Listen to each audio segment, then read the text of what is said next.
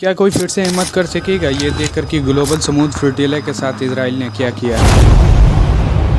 क्या ये पहला और आखिरी बारी था? तो ऐसा नहीं है। ग्लोबल समुद्र फ्लोटिला से पहले भी लोगों ने गाज़ा फ़िलिस्तीन में ह्यूमैनिटेरियन एड और मेडिकल किट के साथ खाने पीने जैसे ज़रूरी सामान गाज़ा में समुंदर के रास्ते एंटर करने की कोशिश की थी। फ्लोटिला का आइडिया सबसे पहले वर्ल्ड वॉर 2 के टाइम में आया था, जब जर्मन्स और ब्रिटिशर्स के बीच में वॉर हो रही थी। इस वॉर में एक ऐसा टाइम भी आया जब जर्मन्स ने ब्रिटिशर्स को एक बीच पर लाकर चारों तरफ से घेर लिया था। वो इतने बुरी तरीके से फंस चुके थे कि पीछे देखते तो हर तरफ सिर्फ पानी ही पानी था और सामने जर्मन्स फौजी वो चाह कर भी कहीं से भाग नहीं सकते थे। इधर ब्रिटिश प्राइम मिनिस्टर ने यूएस से मदद मांगने की भरपूर कोशिश लेकिन यूएस ने मदद करने से साफ इनकार कर दिया। ब्रिटिश प्राइम मिनिस्टर ने मजबूरी में आकर आम पब्लिक से डिमांड की कि जिसके पास जो भी हो उससे उस बीच पर जाए और अपने भाइयों को जिंदा सही सलामत बचाकर वापस ले आए। अपने प्राइम मिनिस्टर के बात सुनते ही लोगों ने अपनी अपनी बोट लेकर बीच की तरफ निकल पड़े। उन्होंने 4 लाख सैनिकों में से 3,40,000 सैनिकों को जिंदा सही सलामत बचाकर देखकर लोग बहुत ज़्यादा इंस्पायर हुए और इसी इंसिडेंट को ध्यान में रखकर गाज़ा में समुद्र के रास्ते मदद पहुंचाने की कोशिश की गई थी। साल 2008 में ये सबसे पहला सफल फ्लोटिला बनी। इस मिशन का नाम था फ्री गाज़ा मूवमेंट और ये पहला सिविल नॉन गवर्नमेंट समुद्री मिशन था जिसका गोल था कि इजराइल के ब्लॉकेट्स को तोड़कर गाज़ा तक इंसानी मदद पहुंचाना। और इस फ्लोटिला को लीड कर रहे थे कुछ खास लोगों की ग्रुप जिसका नाम ये है: हुवैदा आराफ, ग्रीटा बर्लिन, पाउल लुराडे, जेफ हेल्पर, रैमजी काइशिया। अब जानने की कोशिश करते हैं कि किसने कौन सा काम को संभाला था और सबसे पहला बात करते हैं हुवैदा आराफ के बारे में। हुवैदा आराफ एक पैलेस्टीनियन अमेरिकन लॉयर और पीस एक्टिविस्ट थी। वो फ्री गाज़ा मूवमेंट के को फाउंडर भी थी। उन्होंने पूरे फ्री गाज़ा मूवमेंट की लीगल और पॉलिटिकल प्लानिंग संभाली।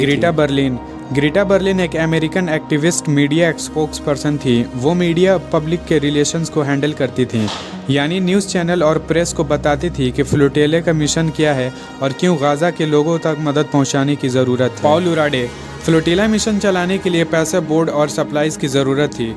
पॉल ने फंड राइजिंग कैंपेनिंग चलाई, अमेरिका और यूरोप में बोर्ड परचेस और इक्विप करने में मदद की और इंश्योर किया कि मिशन के लिए सब कुछ लीगली रेडी हो। जेफ हेल्पर एक इजरायली एंथ्रोपोलॉजिस्ट और पीस एक्टिविस्ट हैं। उन्होंने Israeli community against house demolition ICAHD भी स्टार्ट किया था, जिसमें एम था कि इजरायली फ़िलिस्तीन कॉन्फ्लिक्ट में पीस लाना और फ़िलिस्तीनियन लोगों को घर तोड़ने के खिलाफ आवाज़ उठाना।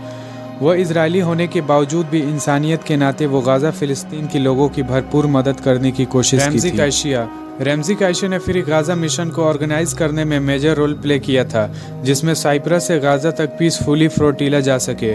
रैमजी काइशिया एक Arab American writers, peace activist and organizer थे। वो मिडिल ईस्ट के इश्यूज, स्पेशली फ़िलिस्तीन के ह्यूमन राइट्स और पीस एक्टिविज़म के लिए काफ़ी एक्टिव रहे। आइए अब जानते हैं कि 2008 से लेकर 2025 तक कितने फ्लोटिलाज गाज़ा में एंटर करने की कोशिश की और कितने सक्सेसफुल एंटर किए और कितने को इंटरसेप्ट कर लिया। 2008 के सक्सेसफुल गाज़ा में एंटर होने के बाद फ्लोटिलाज की लाइन लग गई।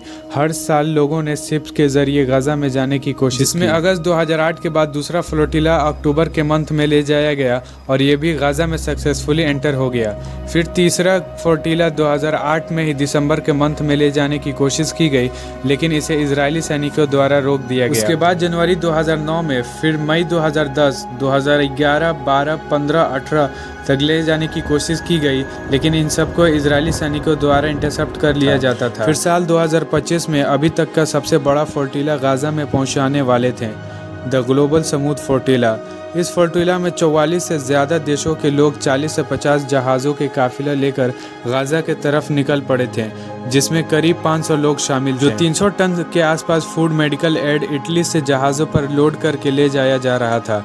जहाज़ों में medicine, food, basic supplies, drinking water, diapers, powder milk और डिजाइलेशन इक्विपमेंट यानी पानी को शुद्ध करने वाली मशीनरी भी शामिल था। ये बिल्कुल ही नॉन वायलेंस काफिला था जो बिल्कुल शांत तरीके से ह्यूमैनिटेरियन किट्स को गाज़ा तक ले जा रही थी।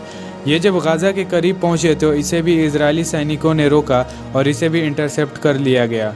ये जब गाज़ा के करीब पहुंचने वाले थे तो इस फ्लोटिला के ऊपर ड्रोन भेजे गए और फिर भी ना डरने पे आर्मी भेज कर इन्हें गिरफ्तार कर लिया गया और इन लोगों पे जुल्म करके ज़बरदस्ती इन्हें फ़्लाइट में बैठा के इनको कंट्री को भेज दिया गया है और अभी कितनों को भेजा जा रहा है। इजरायलियों को लगता है कि ऐसा करने से ये लोग डर जाएंगे, लेकिन यही इनकी सबसे बड़ी भूल है, कुछ रिपोर्ट्स के मुताबिक फिर से एक ग्लोबल समुद्र फ्लोटिला बनाने की प्लानिंग को शुरू कर दिया गया है और लोगों से फंडिंग इकट्ठा करना भी शुरू हो चुका है।